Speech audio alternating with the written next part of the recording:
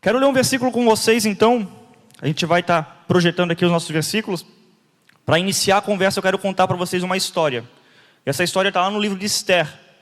A gente vai ler o capítulo 4, no versículo 14, que diz assim: se você ficar calada nessa hora, aqui era Mardoqueu falando com Esther. Se você ficar calada nessa hora, socorro e livramento surgirão de outra parte para os judeus. Mas você e sua família, do seu pai, serão mortos. Pesado isso. Quem sabe se não foi para um momento como este que você chegou à posição de rainha? Quem sabe não foi a um momento como esse que o Senhor chamou aqui nesse lugar? O Senhor tem uma missão e um propósito para a tua vida. E o Senhor chamou aqui hoje você, essa noite aqui, não foi por acaso. Foi para um momento como esse que o Senhor tem algo para você. Vamos lá, para a gente entender um pouquinho melhor desse contexto, dessa história, desse versículo, eu quero contar para vocês uma breve história.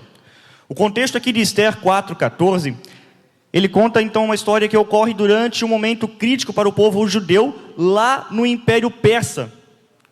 Ramã, um alto oficial então do rei Assuero, ele havia convencido o rei a assinar um decreto onde ele tinha ordenado destruir todos os judeus num único dia. Sentença de morte para todos. Era um decreto que ele não podia ser revogado. Ele foi uma hora lançado e não poderia ser voltado atrás. Ou seja, foi decretado a morte dos judeus. Quando Mardoqueu, primo e pai adotivo de Esther, soube disso, ele rasgou as suas vestes, ele cobriu-se de pano de saco cinza e lamentou publicamente como muitos outros judeus. Ele não entendeu, ele disse, por que isso? Ele se entristeceu, ele rasgou as suas vestes, ele se humilhou na presença do Senhor. Ele não queria que aquilo acontecesse com o povo dele. No capítulo 4, Esther, que agora era rainha, a gente ouviu isso há um tempo atrás ali com o pastor Tiago contando para nós num culto de celebração. Quem lembra? O que agrada ao rei? Então, Esther agora que era rainha, ela recebe a notícia da aflição de Mardoqueu. E envia uma mensagem então para entender essa situação que estava acontecendo. Mardoqueu então, ele pede para que ela interceda pelo seu povo diante do rei. Afinal, ela era rainha. Ela estava ali perto do rei. Esther, ela hesita, porque ela sabe que não é bem assim. Ela sabe que quando alguém chegasse na presença do rei, e ele não quisesse, porque não era qualquer um que pudesse chegar na presença do rei. Se eu chegasse na presença do rei ali, que ele não aceitasse, eu poderia ser condenado à morte. A não ser que o rei estendesse o cetro de ouro. Como diz ali então em Esther 4:11. Fica a lição de casa aí para a gente ler o livro de Esther. Combinado? Fechou. É nesse contexto então que Mardoqueu lhe responde com umas palavras lá no versículo 14, desafiando então Esther a reconhecer que a sua posição como rainha pode ter sido estabelecida por Deus, para que esse plano, para que esse momento específico acontecesse. Ou seja, ele também alerta que se ela permanecesse em silêncio, se ela negligenciasse o chamado dela, se ela negligenciasse o propósito dela, a libertação do povo viria de outra forma. Mardoqueu, ele confiava tanto na libertação do Senhor com o povo, ele confiava tanto nos planos, nas promessas que Deus confiou ao povo judeu, que ele sabia que o povo ia ser liberto de uma forma ou de outra. Mas, ele falou assim, olha, Deus te chamou para ser rainha. Deus te chamou para um tempo como esse. Será que não é esse o teu propósito? Será que não é essa a tua missão? Nesse momento, então, marca uma virada então, na história. Pois Esther, ela decide então arriscar a sua vida e interceder então pelo povo. Ela diz uma frase que fica famosa, que está lá em Esther 4:16, onde ela fala assim, se for para morrer, eu vou morrer. Se for para perecer, eu perecerei. Mas eu vou cumprir o meu propósito. Eu vou cumprir o meu chamado. Então ela pede que os judeus também entrem em jejum e oração. Marquem bem isso. Ela pede que todo o povo entre junto com ela em jejum e oração, para que ela pudesse então se apresentar ao rei. Após jejuar 3 dias junto com os judeus, Esther ela se arrisca à presença do rei, no Assuero, e para sua surpresa, O rei a recebe favoravelmente e estende o cetro de ouro para ela. Ele decide ouvir o que ela tem para falar. Mas ela já não entra assim de cara falando o que ela queria que acontecesse. Imediatamente, né, pedindo a salvação ali dos judeus. Ela convida o rei Ramã para um banquete. Lembra do rei Ramã que foi lá e deixou o decreto para que matasse todo o povo judeu? Então, enquanto isso, Ramã ele fica cheio de orgulho e se convence por ser convidado ali a um banquete junto do rei. Um banquete exclusivo ali só entre o rei e Esther. Ele pensa assim, que maneiro, o rei me chamou para um banquete. Só eu. Não era algo para qualquer um. Não é algo para que qualquer um pudesse desfrutar. Então ele pensa assim, cara, eu sou o bambambam. Naquela noite, naquele dia que ele recebeu então esse decreto, ele se enche de orgulho quando ele é convidado para aquilo. No entanto, a sua raiva contra Mardoqueu, porque ele sabia que Mardoqueu estava totalmente contra aquilo que ele estava fazendo. Ele manda construir uma forca para matar Mardoqueu. Na mesma noite, o rei Assuero, ele fica sem dormir, dá aquela falta de sono. Ele pensa, o que eu vou fazer? Vou assistir a corrida da Fórmula 1? Vou ficar rolando um feed? Não, ele começou a reler os relatórios antigos do reino. E ele viu ali que Mardoqueu ele havia uma vez salvado a sua vida no passado. E ele nunca foi recompensado, nunca foi reconhecido diante do rei. Aí começa tudo, Deus trabalhando na vida ali. Então, no dia seguinte, o rei lhe ordena que Ramã honre Mardoqueu. Olha o reviravolta. Ramã, que antes construiu uma forca ali para Mardoqueu, né? Agora o rei Assuero pega assim, eu quero que amanhã você honre a vida de Mardoqueu, que salvou um dia a minha vida. Como responsável, então, pelo decreto e extermínio do seu povo, o rei ele ficou furioso, ele manda enforcar Ramã. Na própria forca que ele havia preparado para Mardoqueu. Ele sabia que um dia ele estava tramando contra aquilo. A rainha Esther, ela chegou na presença do rei e falou assim, ele fez um decreto para matar o povo judeu. Mardoqueu era judeu. Ele disse assim, como assim? Mardoqueu um dia salvou a minha vida, ele nunca foi reconhecido. E Ramã, que era para estar reconhecendo essa honra de que um dia ele salvou o rei dele, ele manda fazer uma forca para matar ele? Como assim? Não, está errado isso. Está errado. O rei Assuero então manda enforcar Ramã na própria forca que ele construiu para Mardoqueu. Mesmo com a morte de Ramã, o decreto contra os judeus ela ainda estava em vigor. Lembra que eu falei que um decreto do Império Persa ele não poderia ser revogado. Mas o rei Assuero ele dá permissão para que Esther e Mardoqueu façam um novo decreto, para que o povo judeu pudesse se defender. Eles não podiam se defender.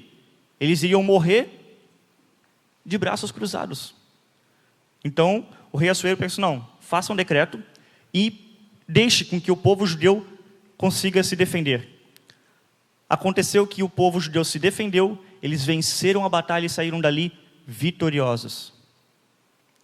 Esse dia, ele foi estabelecido com grande festa, e hoje é conhecido como um estabelecimento de uma festa judaica chamada Festa de Purim, que até hoje os judeus celebram e festejam. Tá, Vicente, aonde tu quer chegar com toda essa história? Esther tinha um propósito, que Mardoqueu, que a gente já viu ali com o pastor Tiago, ele lembra muito o Espírito Santo conversando com Esther. O Espírito Santo muitas vezes nos lembra que a gente tem um propósito, que a gente tem um chamado, mas muitas vezes, assim como Esther, a gente hesita. Mas Mardoqueu fala, cara, não negligencie o teu chamado, não negligencie o teu propósito, porque se tu não fizer a tua parte, Deus vai fazer de qualquer forma, porque Ele é rei, Ele é Deus, Ele é soberano. Mas imagina que desonra a gente deixar de fazer a nossa parte, a gente deixar de participar das obras do Senhor. Podemos aprender então com essa história que o nosso propósito na vida cristã exige compromisso. Esther assumiu um compromisso diante do rei. Esther assumiu um compromisso diante de Deus. Um compromisso que envolve coragem e intencionalidade. Assim como Esther, ela foi colocada estrategicamente por Deus, e eu creio nisso, no palácio para cumprir um papel na história que Deus escreveu. Quem aqui quer fazer parte da história que Deus escreveu? para isso a gente precisa viver o nosso propósito. A gente não pode negligenciar o nosso chamado. A gente não pode hesitar, não podemos deixar para amanhã aquilo que a gente precisa fazer hoje. Talvez o amanhã é o dia que está decretado a morte eterna para alguma pessoa que está ali sofrendo com depressão, com tristeza. A gente não sabe o dia de amanhã. Talvez o dia de amanhã pode ser o último fôlego de vida daquele amigo que a gente tanto hesita em falar de Jesus. Daquele amigo que a gente tanto hesita em querer mandar uma mensagem para convidar para vir para o Na Real Teens. Daí a gente fica lá, rolando feed, rolando reels, dando risada, mandando reels para outras pessoas e esquece de convidar aquele amigo, porque a gente está com vergonha do que ele vai pensar. Talvez a nossa vergonha está nos limitando. Talvez algo está nos barrando, nos segurando. O que ele vai pensar? Eu não sei falar palavras bonitas. Eu vou pedir lá para o meu líder mandar. Não hesite. Não negligencie o seu chamado. O seu chamado. Talvez o Senhor colocou essa pessoa como teu amigo para que você seja usado para alcançar Ele. Assim como Esther foi colocada estrategicamente no palácio para cumprir um papel na história de Deus, nós também fomos chamados para viver um evangelho de forma ativa e fiel.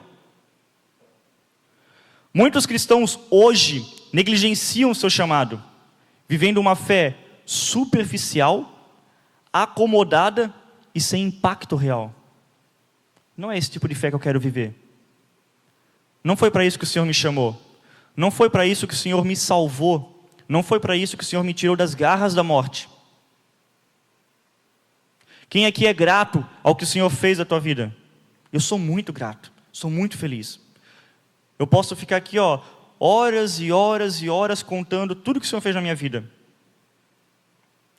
E se eu negligenciar o meu propósito, se eu negligenciar o meu chamado, eu vou estar virando as costas para tudo aquilo que Ele fez para mim. Para tudo aquilo que Ele fez por mim. Mesmo eu tendo virado as costas para Ele. É legal eu ficar assim pregando para vocês? Sim ou não? Mas muitas vezes a gente faz isso com o Senhor. A gente vira as costas para Ele quando Ele está falando conosco. Quando Ele está nos lembrando, ei, eu tenho uma missão para ti. Hã? O que foi? Eu tenho um propósito para ti, eu tenho um chamado para te viver. Não estou ouvindo. Os barulhos do mundo estão me ensurdecendo. Quero compartilhar com vocês 4 coisas que a gente pode aprender com esse texto. Primeiro delas, crises revelam propósitos. Esther, ela percebeu que o seu papel como rainha não era apenas para o seu próprio benefício, mas para cumprir um propósito maior. Deixa eu contar algo para vocês. Antes de eu conhecer de fato quem era Jesus, não só de conhecer, de ouvir falar, de histórias, um Jesus histórico, mas ter intimidade com Ele, a minha vida não era feliz. Muitos aqui conhecem a minha história, muitos aqui já ouviram o meu testemunho. Eu era uma pessoa depressiva, eu era uma pessoa que não tinha nem um pouco de intimidade com meus pais, eu brigava principalmente com meu pai quase que todos os dias.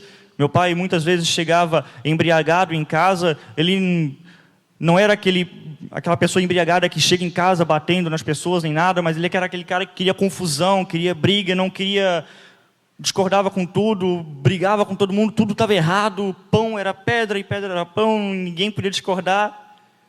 E isso muitas vezes eu acabava confrontando e gerava briga. Numa das brigas eu acabei levando um tapa na cara e eu peguei e saí de casa, me envolvi num relacionamento errado, tentando suprir uma carência que eu tinha no meu coração. O Senhor por muitas vezes Ele me cercava. O Senhor por muitas vezes Ele usava pessoas que falaram sim para o seu propósito para falar comigo. Mas como eu falei para vocês, muitas vezes eu ficava assim, eu vou conseguir sozinho, eu consigo, de boa. Essa situação do jeito. Não dava, cada vez eu me afundava mais ainda. Era uma crise que eu estava entrando. O Senhor estava permitindo. Ele me cercava, Ele me chamava. Não vai por aí, é caminho de morte. Vicente, eu coloquei na tua frente um caminho de vida e um de morte. Escolhe a vida. eu escolhi a morte. Eu entrei num processo de depressão, estava num relacionamento conturbado. Num momento do meu relacionamento, eu descobri que eu estava sendo traído pelo meu, entre aspas, melhor amigo. Eu achava que era. Nesse meio período, eu brincava com todo mundo achava que eu era super divertido.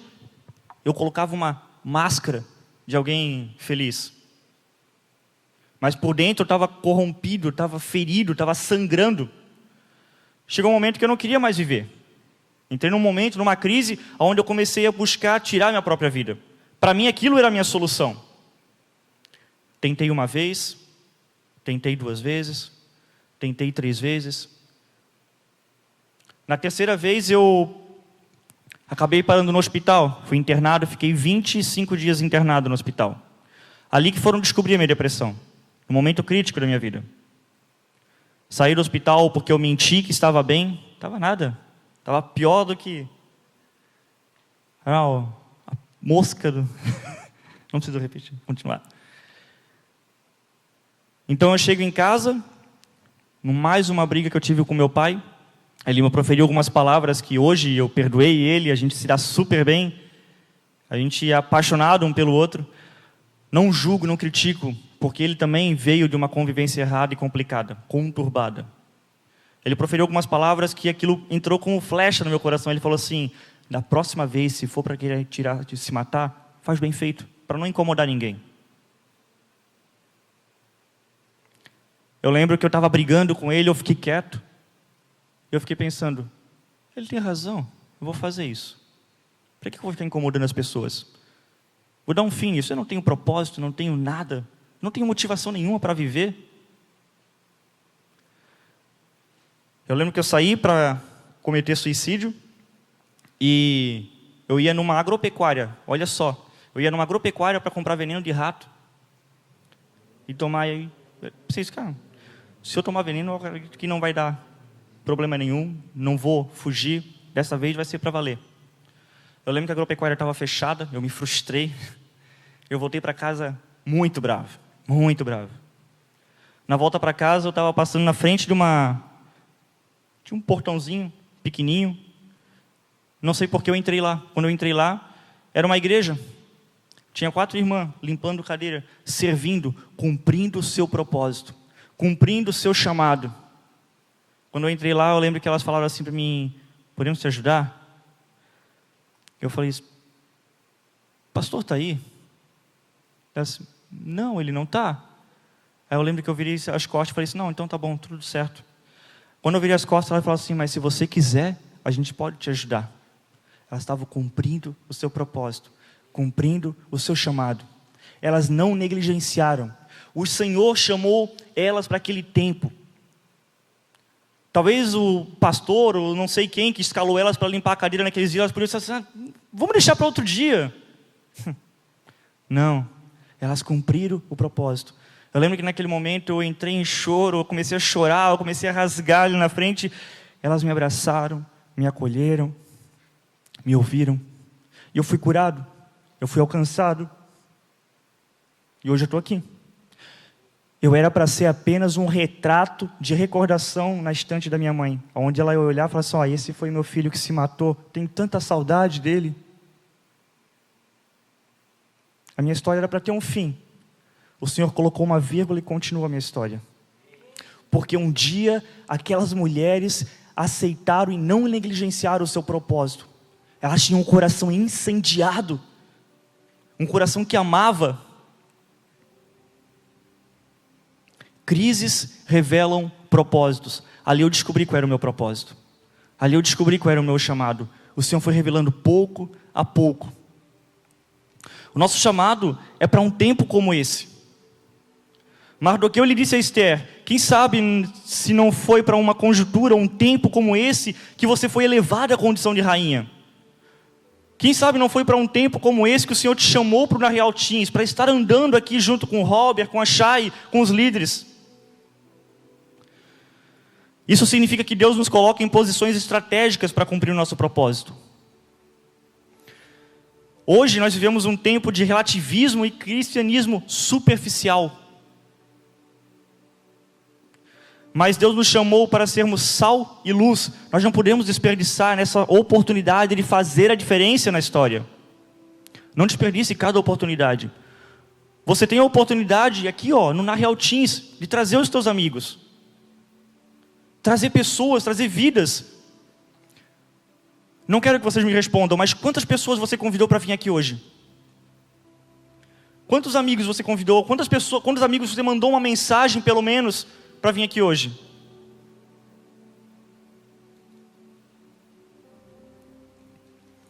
A omissão tem consequência. Esse é o segundo ponto que eu quero trazer para vocês. Mardoqueu, ele deixa claro que ignorar o chamado de Deus pode trazer perdas severas. O comodismo, ele é um inimigo do propósito de Deus. Esther estava no conforto do palácio e ela poderia ter ignorado o clamor do seu povo. Talvez o teu amigo está clamando por ajuda. Naquela vez, eu estava clamando socorro. Aquelas mulheres ouviram o meu socorro. Talvez tenha um amigo lá na tua escola, lá na tua casa, na tua rua, que pede por socorro. Não negligencia. A omissão tem consequência. Da mesma forma, muitos cristãos vivem uma fé passiva, sem se envolver na missão de Deus, sem se envolver nas coisas que o Senhor nos chamou. O comodismo leva a uma apatia espiritual, onde não há sede por santidade, oração ou evangelismo. No entanto, Jesus nos chama para um cristianismo ativo, não só em alguns dias específicos, não só no dia que tem evangelismo, não só no dia que tem restart, não só no dia que tem GC, todo dia, um cristianismo ativo, aonde nos negamos para viver com Ele. Nós queremos tomar a nossa cruz, nós precisamos tomar a nossa cruz. Terceiro ponto, a coragem, ela vem da fé. Mesmo diante do risco de morte, Esther, ela confia na providência de Deus e age. Talvez a situação que você está vendo ali do seu amigo, talvez seja algo impossível de acontecer, impossível de agir. Confia na providência do Senhor. A obra é dele. Nós somos apenas ferramenta. Nós somos apenas instrumentos nas mãos dele. Confia. Confia. Todo mundo olhava para mim e falava: Vicente, não tem mais jeito. Tem que internar, tem que... Vai e faz bem feito, para não incomodar ninguém.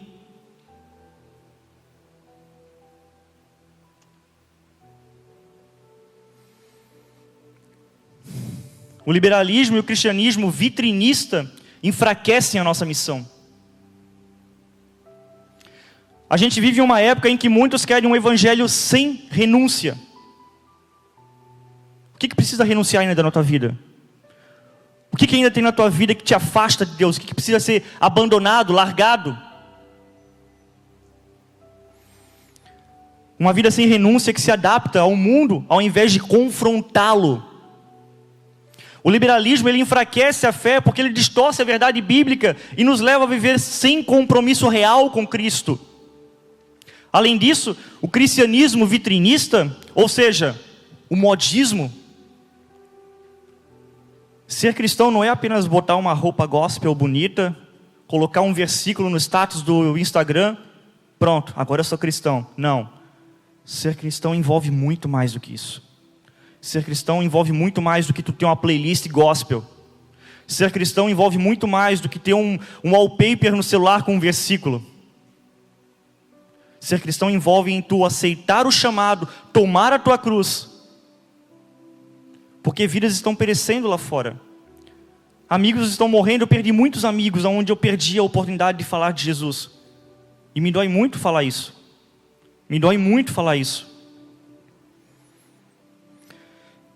Além disso, esse cristão vitrinista, onde a aparência de piedade é mais importante do que a transformação interior, gera igrejas cheias de rituais, vazias de poder. Como é que tem sido a nossa vida? Uma vida cheia de rituais, vazia de poder? Eu não quero isso para a minha vida. Eu não quero isso para a minha vida. Eu quero uma vida de santidade. Uma vida onde eu dou liberdade para o Espírito Santo agir na minha vida e através da minha vida. Querido, eu não estou aqui fazendo isso, falando isso para talvez te gerar medo, te gerar, meu Deus, Vicente, não, eu não quero confrontar, eu só quero que a gente saia da nossa zona de conforto. A gente ora, a gente sonha, a gente pede. Os nossos pastores têm falado em alcançar 3.800 vidas em Blumenau. Vamos comprar essa briga. Vamos comprar essa briga. Eu sonho em ver esse na Real Teens aqui, ó, faltando cadeiras aqui, ó. O Robert tendo que se preocupar. Galera, vamos buscar mais cadeira. Tá vazio, meu Deus, e agora o que a gente faz? Vamos sentar o povo aqui na frente, porque não tem mais lugar. Ei, depende de mim e de você isso. Não depende do Robert e da Chay. Depende de nós assumirmos e não negligenciarmos nosso chamado. O Senhor quer nos chamar para um tempo como esse. Retiro Fire está aí. O Senhor quer nos incendiar. O Senhor tem me incendiado. O Senhor tem me confrontado. Eu não posso ver vidas morrendo e eu ficar parado. Ezequiel 3,18 diz que eu vou me apresentar diante do rei e vou mostrar as minhas mãos. Vai ter pessoas que vai ter sangue nas mãos e pessoas que pereceram eternamente. Eu não quero isso para a minha vida. Eu não quero isso. Eu quero me apresentar diante do Senhor e o Senhor olhar para mim e falar: servo bom e fiel. Servo bom e fiel. Não é tão bom a gente estar na presença do Rei, sentir a presença dEle, parece que Ele está nos abraçando. Imagina a gente estar frente a frente. Por que a gente quer guardar isso para a gente? Por que nós não podemos compartilhar isso? A gente está num navio afundando, onde a gente sabe qual é a sala que tem colete salva-vida, e a gente está falando assim, ó, eu vou ficar aqui bem quietinho. Se eles quiserem, é eles que procuram, né, que tem colete. Isso é orgulho. Isso é orgulho. Sabe, queridos, a falta de perseguição, ela pode gerar um cristianismo fraco. Eu louvo a Deus porque o Brasil, ele tem liberdade de a gente falar de Jesus. Onde a gente pode fazer evangelismo, a gente pode ir numa praça falar de Jesus, a gente pode ir na nossa escola falar de Jesus para os nossos amigos. A gente pode se reunir num culto sem se preocupar em entrar alguém aqui, um extremista ou o governo e mandar fechar e matar todo mundo. Eu louvo a Deus por isso, mas isso também é perigoso, porque o liberalismo faz com que a gente banalize a nossa fé. O liberalismo faz com que a gente tenha em casa 3, 4 Bíblias e nunca lê. Enquanto países com perseguição, eles se movem, eles se avivam, eles se incendiam com uma página da Bíblia que eles escondem a 7 chaves. O que a gente tem feito com a nossa liberdade? O que a gente tem feito com a liberdade que o Senhor nos deu de pregar o Evangelho aqui no Brasil? Eu vou repetir, cristianismo não se resume a um versículo colocado no nosso status. Isso não é cristianismo. Toma a tua cruz. Enquanto em muitos países os cristãos sofrem por sua fé, o Brasil, nós temos liberdade para adorar, pregar, viver o Evangelho. No entanto, essa liberdade ela pode nos tornar acomodados e até indiferentes à missão de Deus. A história mostra que a igreja cresce na perseguição, pois os cristãos se tornam mais dependentes dele. Será que a gente tem dependência do Senhor?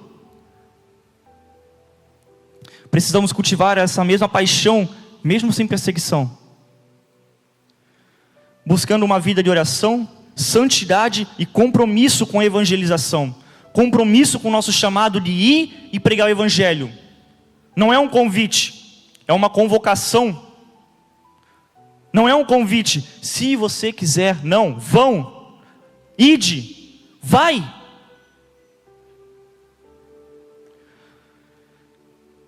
Quarto e último ponto, jejum e oração são essenciais. Como é que tem sido a nossa vida de oração? Como é que tem sido a nossa vida de intimidade com o Senhor? Antes de tomar a sua atitude, Esther busca a direção espiritual, mostrando que decisões importantes devem ser feitas com dependência no Senhor.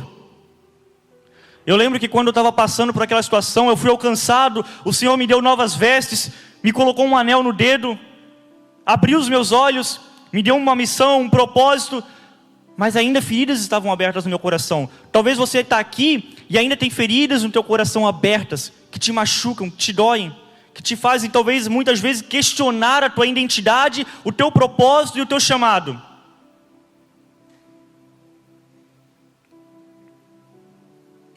Por muitas vezes, a minha oração foi apenas uma canção. Eu sabia que, se não estivesse na presença do Senhor, eu ia pecar. Eu ia querer tirar minha vida. Eu ia querer abandonar, desistir, chutar o pau da barraca. Por muitas vezes eu conheci uma canção onde ela dizia assim, eu não sei cantar, eu só vou ler uma parte, mas ela falava assim: a tua palavra eu escondi, guardada no meu coração, Senhor, para eu não pecar contra ti. A tua palavra eu escondi. Senhor, os meus dons preciosos são teus. Os meus dons preciosos são para te servir, até que um dia eu possa ver a tua glória no meu rosto brilhar. Essa tem sido minha oração por muitas vezes. Muitas vezes a gente não tem palavras quando a gente se achega diante de Deus. Mas deixa eu dizer para vocês, a gente precisa de vida de intimidade. A gente precisa rasgar o nosso coração diante do Senhor e falar aquilo que precisa ser mudado, aquilo que precisa ser transformado, aquilo que nos impede, não de viver uma vitória, uma bênção, mas de viver o nosso propósito, o nosso chamado. Eu não quero uma vida de bênçãos. Eu não quero uma vida onde eu tenha tudo do bom e do melhor. Não estou dizendo que isso é errado, não estou fazendo apologia à pobreza. O Senhor disse que a gente comeria o melhor dessa terra. Mas isso não é o que o Senhor quer para a nossa vida. Ele tem coisas muito maiores e melhores. Ele tem preparado um lugar no céu para nós. E esse lugar é para quem for fiel. Antes de agir, Esther pediu para que o povo jejuasse e orasse por 3 dias. Isso mostra que qualquer missão começa na dependência de Deus. Muitos hoje querem um propósito sem vida de oração. Deixa eu perguntar, quem aqui quer vida de propósito? Quem quer viver as missões do Senhor? Nós precisamos ter uma vida de oração. Pode ser bobiça, pode parecer banal, mas não é. Nós precisamos de uma vida de oração.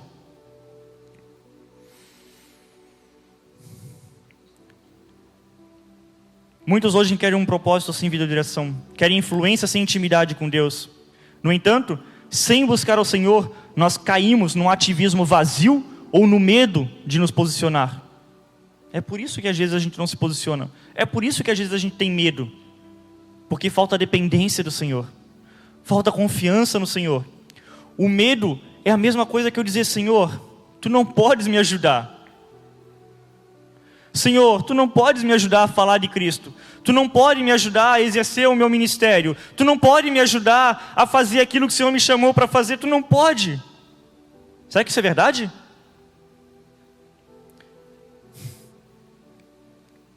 Mateus 6,6 diz: mas tu, quando orares, entra no teu quarto, fecha a porta, ora ao teu pai que está em secreto, e o teu pai que te vê em secreto, ele te recompensará publicamente. Nós precisamos de uma fé intencional e corajosa. Esther poderia ter se calado, mas escolheu arriscar a sua vida para cumprir o seu propósito. Arrisque a sua vida, custe o que custar. Hoje muitos cristãos silenciam diante da verdade, acomodam-se no mundo e negligenciam a missão de pregar o Evangelho. Mas Deus nos chamou para uma fé ousada, comprometida, relevante, intencional, incendiada pelo poder do Espírito Santo. E do alto recebereis poder para seres testemunhas. Nós recebemos poder do alto, recebemos o Espírito Santo, um amor que lança fora todo medo. Assim como Esther, devemos entender que nós não estamos aqui por acaso. Fomos chamados para esse tempo, nessa geração, para a tua geração, para a minha geração, para sermos testemunhas. E se negligenciarmos esse chamado, Deus cumprirá o seu propósito de outra forma, mas tu não fará parte da história de Deus. Nós vamos perder a chance de fazer parte do que Ele está escrevendo? Se perecer, pereci. Se for para ter que morrer, eu vou morrer, mas eu vou viver o meu chamado. Eu vou viver o meu propósito. Eu vou falar de Cristo. Não importa o que eles vão falar, não importa o que eles vão pensar. Eu vou abandonar tudo que tiver que abandonar. Que essa seja a nossa postura. Viver com ousadia, comprometidos com a verdade, dispostos a pagar o preço para viver o chamado de Deus e incendiar as pessoas. Com amor que não foi o mundo, não foi o Vicente, não foi o Robert, não foi ninguém. Foi Cristo que colocou no seu coração. Foi Cristo que colocou. Se você está aqui num sábado à noite, ao invés de estar em casa assistindo Netflix, jogando bola, jogando videogame, é porque Cristo te chamou para esse lugar. É porque Cristo te chamou para um tempo como esse.